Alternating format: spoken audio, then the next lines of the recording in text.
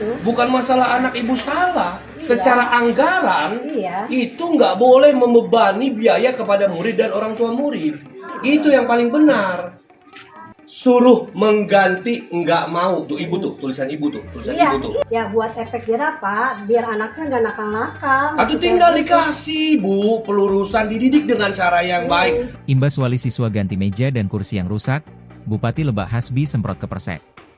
Bupati Lebak Hasbi Asyidiki Jayabaya langsung menegur Kepala Sekolah SDN 2 Pasir Tangkil, Vivi Siti Rofiko setelah viral seorang perempuan yang merupakan orang tua murid di Kabupaten Lebak, menggotong meja dan kursi seorang diri ke sekolah.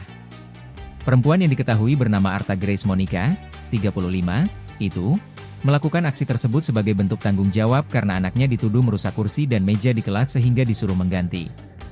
Melansir dari cuplikan video yang diposting di media sosial Instagram Unikinfold, Bupati Lebak Hasbi Asyidiki Jayabaya langsung menemui Kepala Sekolah SDN 2 Pasir Tangkil, Vivi Siti Rofiko. Dalam video itu, Vivi mengelak telah meminta secara langsung kepada siswa dari orang tua yang bersangkutan. Namun jika persoalan itu ada di posisi dirinya sebagai orang tua murid, Vivi mengaku siap mengganti apabila hal serupa dilakukan oleh anaknya. Dalam situasi itu, Vivi masih bersikeras dengan pendiriannya, bahwa dirinya merasa tidak memaksa orang tua murid untuk mengganti meja dan kursi. Merasa geram dengan pernyataan itu, Hasbi langsung menunjukkan bukti percakapan Vivi melalui forum grup WhatsApp.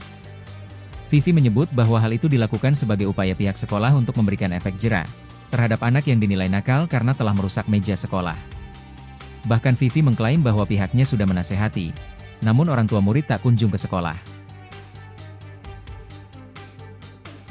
Download Tribun X sekarang, menghadirkan lokal menjadi Indonesia.